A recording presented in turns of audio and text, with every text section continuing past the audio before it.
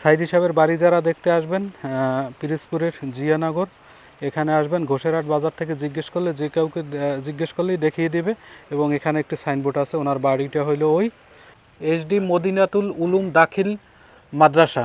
এটা প্রতিষ্ঠাতা আল্লামা দেলোয়ার হোসেন সাইদি, এই যে এখানে লেখাই আছে। আর ভিতরে আসসালামু আলাইকুম, আশা করি সবাই ভালো আছেন। আলহামদুলিল্লাহ আমিও ভালো আছি। তো অবশ্যই এই বাড়িটা অনেকেই চিনতে পারতেছেন, আবার অনেকের কাছে একদমই অপরিচিত।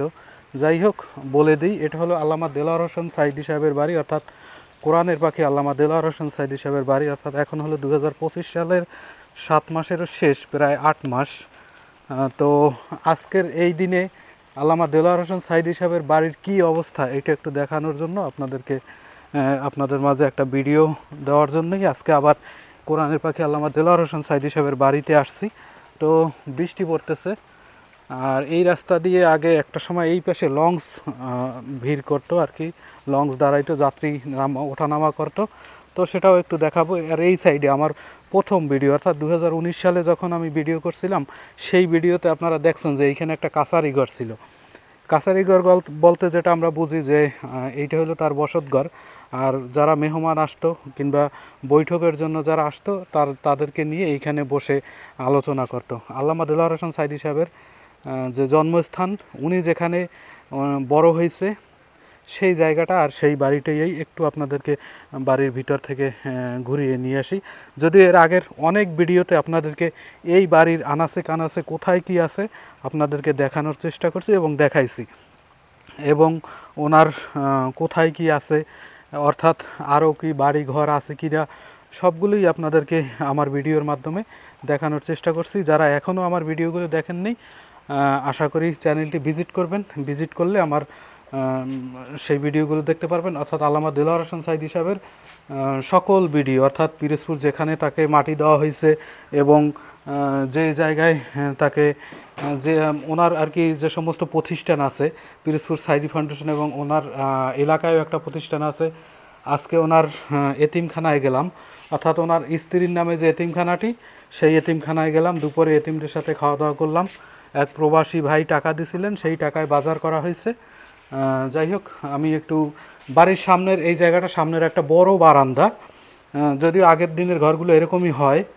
আর এই সাইডে দেখুন, বৃষ্টিতে মোটামুটি এই বাসা যদিও একদম বসবাসের অযোগ্য হয়ে গেছে। আর বৃষ্টির ভিতরে তো কথাই নেই। এখান থেকে ভিতরে যাওয়ার পরে 3টা রুম আছে। একটা রুম হলো এই সাইডে, মোটামুটি অনেক বড়, মানে একটা ভুতুরে পরিবেশ। যদিও এর আগে অনেকগুলো ভিডিওতে আপনাদেরকে দেখাইছি, এই জন্য আর ওইরকমভাবে আর দেখাইতেছি না, ভিডিও বড় করব না। আর এই একটা রুম, এই 3টা, আর এই পাশে ছোট একটা রুম আছে। এই পাশ থেকে এখান থেকে এই পাশে ছিল রান্নাঘর, আর ওই পাশে একটা বাথরুম করা হয়েছে, ওইটা মনে হয় পরবর্তীতে করা হয়েছে। এই পাশে একটা রুম আছে, মানে এই যে ছোট একটা রুম, পাশে টয়লেট, আর এই পাশে একটা বসার সুন্দর একটা স্থান, যেটা আর কি সম্ভবত এই জানালা দিয়ে কথা টথা বলা যাইতো। যাই হোক, এই ছিল বাড়ির ভিতরের পরিবেশ এবং বর্তমান অবস্থা। অর্থাৎ আল্লামা দেলোয়ার হোসেন সাইদি সাহেবের যে জন্মস্থান কিংবা ওনার গ্রামের বাড়ির যে ঘর, এই ঘরের এই অবস্থা। যদিও অনেকে প্রশ্ন করেন বা অনেক ভিডিও করলে অনেকেই আমাকে কমেন্ট করেন যে আসলে বাড়িটার এই অবস্থা কেন, ওনার ছেলেরা কি থাকে না, বা ওনার ছেলেরা কোথায় থাকেন। ওনার ছেলেরা যখন গ্রামের বাড়িতে আসে, এই পাশেই ওনার ফুফু বাড়ি আছে, ওইখানে থাকে। এবং সাইদি সাহেবের স্ত্রী এখনও জীবিত, উনিও থাকেন। এই পাশে একটা বাড়ি আছে ওনাদের পুরানো বাড়ি, সেইখানে থাকেন। আর এই বাড়িতে তো থাকেন না। আর এই হলো চারিদিকের পরিবেশ। এই সাইডে দেখুন বড় বড় লেবু, আমরা আমাদের আঞ্চলিক ভাষায় বাতামি বলি, প্রচুর পরিমাণের হয়েছে এখানে, প্রচুর পরিমাণের লেবু কিংবা বাতাবি হয়েছে। আর এই হলো বাড়ির পরিবেশ। এই সাইডে একটা নদী আছে, বলেশ্বর নদী। আর সাইদি সাহেব যেখানে বসতেন, এই সাইডে একটা সিঁড়ি আছে, চলুন একটু দেখাই। সামনের ওই যে সিঁড়ি বাঁধানো যে ঘাট, ওই ঘাটটায় সাইদি সাহেব যখন গ্রামের বাড়িতে আসতেন, ওই জায়গাটায় উনি ওই জায়গাটা একদম নির্জন নিরিবিলি পরিবেশে বসতেন। সাইদি সাহেবের বাবার কবর, এই যে এইখানে যে বাড়ির পারিবারিক কবরস্থান, সেই কবরস্থানে ওনাকে মাটি দেওয়া হয়েছে। আর ওই পাশে নদী, আমি বৃষ্টির জন্য যেতে পারতেছি না, তো যারা দেখতে আগ্রহী তারা আমার পিছনের একটু চ্যানেলটা ভিজিট করবেন, পিছনের ভিডিওগুলো দেখলে সম্পূর্ণ দেখতে পারবেন। তো যাচ্ছি এইদিকে, চলুন সাথেই থাকুন এবং লাইক দিয়ে কমেন্টে আপনাদের মতামত জানাবেন। আর একটি কথা, অবশ্যই যারা দীর্ঘদিন আমার চ্যানেলের সাথে নাই অবশ্যই চ্যানেলটা একটু ভিজিট করবেন, চ্যানেলের প্রতিটি ভিডিও দেখার অনুরোধ রইল। এই হলো বাড়িটি, জানি না আর কতদিন এরকম থাকবে, হয়তো বেশি দিন আর এরকম থাকবে না, কেননা অটোমেটিকলি ভেঙে পড়তেছে, অর্থাৎ মেয়াদ শেষ। এগুলো আর কতদিন টিকবে এটা আসলে জানা নেই। আশেপাশে পাড়া প্রতিবেশী এখানে আসেন, যদি আবহাওয়া ভালো থাকতো তাহলে হয়তো লোকজনের কথা একটু আপনাদেরকে শুনাইতাম। আর এই হলো রাস্তা, এই হলো রাস্তার অবস্থা। একজন দুইবারের সংসদ সদস্যর বাড়ির রাস্তার এই অবস্থা, আর ওনার বাড়ি হলো এই। আর এইখান থেকে ওই যে রাস্তা, যদিও সামনে ওনার আর একটা প্রতিষ্ঠান আছে, ওইটাও আপনাদেরকে একটু দেখাবো, সাথেই থাকুন। সাইদি সাহেবের বাড়ি যারা দেখতে আসবেন পিরোজপুরের জিয়ানগর, এখানে আসবেন, ঘোষেরহাট বাজার থেকে জিজ্ঞেস করলে যে কাউকে জিজ্ঞেস করলেই দেখিয়ে দিবে। এবং এখানে একটি সাইনবোর্ড আছে, ওনার বাড়িটা হইলো ওই, আর এরকম একটা সাইনবোর্ড আছে। এবং এই এলাকায় ওনার একটা প্রতিষ্ঠান আছে, বাসা দিয়ে মাত্র হাফ কিলো দূরে, এই সামনেই। তো আপনাদেরকে একটু দেখাই, চলুন। সাইদি সাহেবের বাড়িটা ঠিক এই কর্নারে।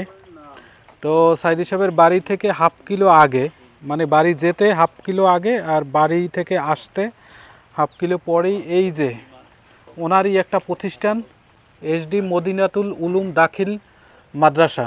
এটা প্রতিষ্ঠাতা আল্লামা দেলোয়ার হোসেন সাইদি, এই যে এখানে লেখাই আছে।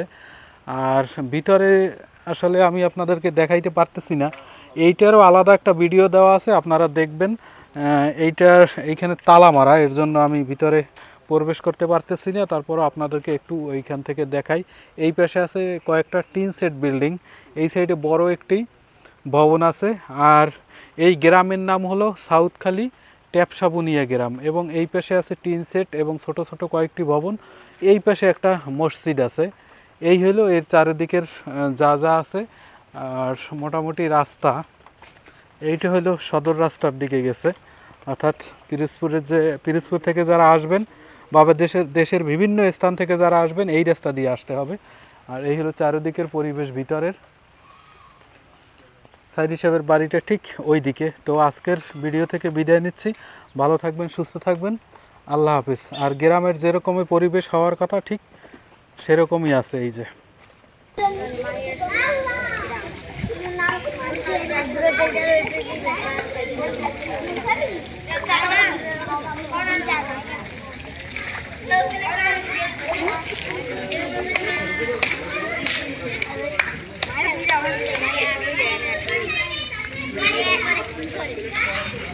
Look, guys.